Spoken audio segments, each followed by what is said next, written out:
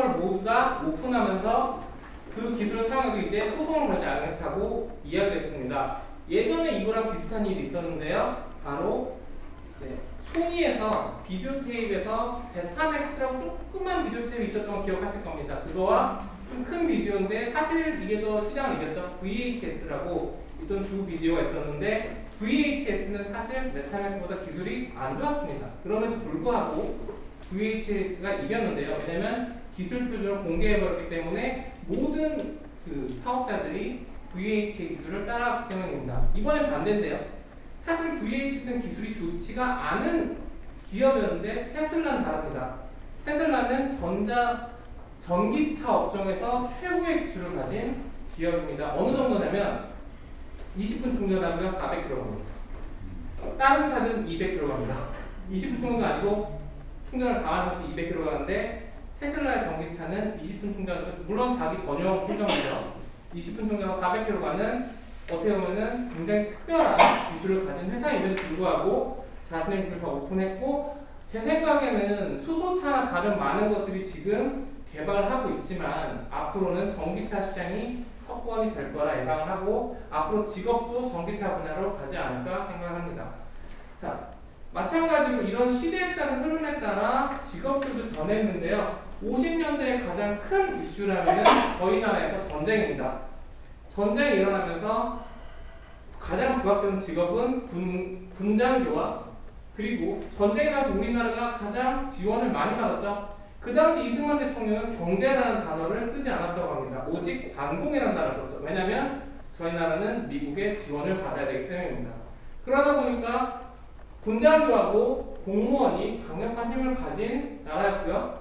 그 다음에 미군 부대와 연결된 직업들이 뜨는 때였습니다. 바로 타이피스트라고 지금은 없어진 직업이죠. 그 당시에는 영문 타이피스트가 굉장히 뜨는 직업이었고 당시에는 제가 이거 깜빡이 안 받았네요. 빨리 하기 위해서. 자, 당시에는 TV나 같은 게 없었기 때문에 이제 서커스와 영화 같은 것이 굉장히 많이, 지금 서커스를 따로 TV에서 보신 적 없으시죠? 그 당시 때는 동네를 순회하면서 서커스가 했다고 합니다. 그리고 지금은 좀 없는 직업이긴 한데요. 우리나라는 원래 인력만 있는 나라입니다. 자원이 없습니다. 그러다 보니까 개발하기 위해서 섬유 엔지니어 쪽이 많이 썼고요. 그리고 지금은 우리나라에 지금 판매를 많이 하고 있지 않지만 원래 가발이라는 것은 유태인이 꽉 잡고 있던 산업이었습니다. 하지만 우리나라에서 선점을 하기 시작했고요. 예전에 머리를 팔았던 분들이 많이 계셨던 걸 기억할 겁니다. 근데 지금 우리나라가 왜 지금 가발을 못하느냐? 우리나라에서 너무 많이 만든 거예요. 그래서 세계적으로 공급 과잉이 일어납니다. 그래서 가격이 떨어졌죠. 그래서 우리나라의 가발 산업도 같이 망하게 되었습니다. 자, 이런 부분하고 또 동시에 교통이라는 부분에서 떴었는데요. 지금은 교통이 많이 있지만 그 당시에는 교통이 많이 발달되지 않은 시대대에서 교통이 발달되면서 지금은 없는 버스 안내양이라는 직업이 있습니다. 근데 이게 굉장히 전문 여성들의 주요 직업군이 되었는데 15,000명 정도가 일을 했다고 합니다. 지금 KTX 여성분들 보세요. 대접 못 받고 거의 다 비정규직입니다. 하지만 이때는 거의 구급 공무원 이상의 수준으로서 대우를 받고 일을 했다고 합니다. 그 다음에요. 자, 70년대는 수출의 시대입니다. 자, 외국으로 나가는 직업이 뜨는 시대였죠. 그래서 무역업 종사자들이 굉장히 각광을 받았습니다. 물론 지금도 무역업이 각광을 받고 있지만요. 그때와 당시 틀린 게 지금 무역업은 영어만 되면 웬만한 사람 다 할 수 있습니다. 그러니까 상대적으로 각광을 받는다 말할 수 없지만 이때는 최고의 신랑감이라는 대접을 받았던 시대이기도 합니다. 자, 그리고 마찬가지로 외국으로 나가는 직업들은 다 선망의 직업들이 되었고 심지어 건설 쪽도 외국으로 나가서 외화를 벌어오는 직업들은 역시 대접을 잘 받았던 시대이고 그런 문제를 담당하는 노무사도 시대를 잘 탔던 직업이라고 할 수 있습니다. 자, 그리고 이제 공급과잉이라고 지금은 상상이 안 되실 거예요. 화학공학과가 원래는 90년대에는 점수가 가장 낮은 직종 중에 하나였습니다. 왜냐면은 이 당시에 공급 과잉을 만들어냈어요. 정부 정책으로. 다 잘했는데 너무 여기서 많은 기업들을 만들다 보니까 화학공학과 부분에서 좀 문제가 생기는데요. 하지만 당시 초기에는 공부가 일어나지 않던 시대라 이 부분에서는 많은 화공학과나 기계공학과를 졸업하신 분들이 이제 산업여군으로서 활동하던 시기이기도 합니다. 자, 그 다음에 이제는 자본의 축적에 들어갑니다. 자본의 축적에 들어가면 바로 장치산업 일단 들어갈 수 있고요. 자본의 축적에 들어가면 바로 금융업이 뜨게 됩니다. 그 금융업이 뜨게 되면서 그 분야에서 많은 사람들이 돈을 벌게 되고 가장 큰 장치산업 분야 중 하나로 할 수 있는 조선업이 저희 나라에서 발달을 하게 됩니다. 조선업에서 근데 조선업이라는 거는 사실 들어가기가 쉬운 분야입니다. 엔진 같은 특별한 분야 빼고는 조선업이 들어가기 쉬운 분야인데 지금 우리나라는 그 반대의 일을 겪고 있습니다. 뭐냐면 중국에서 조선업을 들어왔습니다. 그러다 보니 지금 우리나라는 조선업에서 구조조정 얘기가 나오고 힘들다는 이야기가 나오고 있죠. 그래서 지금 울산에서 예전에는 울산은 우리나라에서 가장 그 평균 수준이 높은 동네였는데 지금은 식당에 파리가 날린다는 이야기가 있을 정도로 많이 힘든 시기이기도 합니다. 자, 그리고요.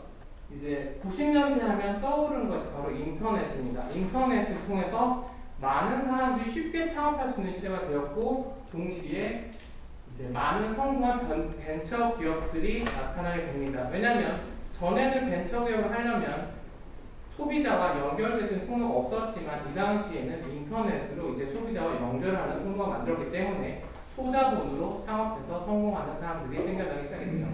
그러면서 동시에 잠깐 떴었던 직업이 바로 웹디자이너, 웹마스터, 프로그래머 같은 직업입니다. 근데 이 직업도 너무 많이 생기고 우리나라 사람들이 너무 열심히 공부를 하기 때문에 이 사람들이 지금은 우리나라에서 대접을 못 받지만 외국에 나간다면 아직도 높은 수준의 급여를 받는다고 합니다. 자, 마지막으로 말씀을 드리면은 보통 저희는 진로를 얘기할 때 적성을 얘기합니다. 하지만 현실적으로 적성에 따라서 직업을 정하는 학생들은 거의 보지 못했습니다.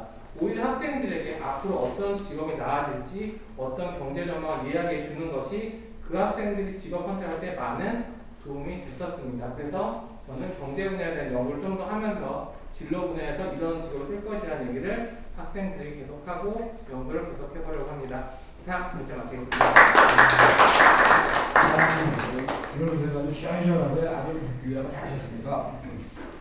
이제 우리가 이제 뭐 2000년까지 했지만 제가 이제 자료를 좀 조사했어요. 여기까지만 이제 다시 제가 하겠는데 미래의 직업의 그 모습은 앞으로 이제 어떻게 변하냐면 첨단 과학기술이 우리도 그것도 기존 사실이고 두 번째는 저출산과 고령화 사례라는 음악이 있어요. 지금 고령화가 지금 이제 2026년으로 전면적으로 지금 나오는데 이게 당겨져 있어요. 왜? 돌아가시면 안 돼요. 돌아가시고 65세 또 올라가고 그러는데 정체가 된 거예요. 그러니까 이게 지금 통일하기 좀 난리가 난 거예요. 안 돌아가시니까. DNA 유전자만 그 분만 집어넣으면 올 수비가 가요. 그 또 하나 더 있어야 되는데 아신타인 같은 DNA 유전자만 하나 뽑으면 남자 여자 부모 없이 아까 태어났어요. 그러니까 사회적 위치를 아니고 카톨릭에서도 부모 없이 그러니까 이제 이런 부분에서는 이제 미래에 대한 직업에 대한 부분이 인간될 수 없고 세 번째는 삶의 질이 이제 추구하는 이런 직업이 되는 삶의 질이 네 번째는 환경 문제가 심화가 될 거예요. 이런 부분이 미래 모습이고 이제 미래 유망 직업이 이제 어떤 걸 내가 한번 인터넷으로 한번 서핑해 봤더니 세계화에 관한 직업이 또 뜨더래요. 세계화. 그리고 컴퓨터를 당연히 들을 거고 전기 아까 얘기했지만 전기 전자 뭐 이런 거 재료화학도 아직도 재료가 우선 화학계통이 70년도에 떴다가 90년도에 떠났다가 지금 다시 올라간다는 얘기죠. 화학계통이 올라가고 그 다음에 우리의 영혼은 사회복지는 죽을 때까지 남았어요. 왜? 기계가 올 때. 사회복지는 기계가 할 수가 없어요. 사람의 손이 붙여서 감정과 휴머니즘이 같이. 사회복지는 영원히 상관없는 기계가 없대. 그거 하나고, 그 다음에 이제 또 이렇게 이제 금융 쪽, 금융 쪽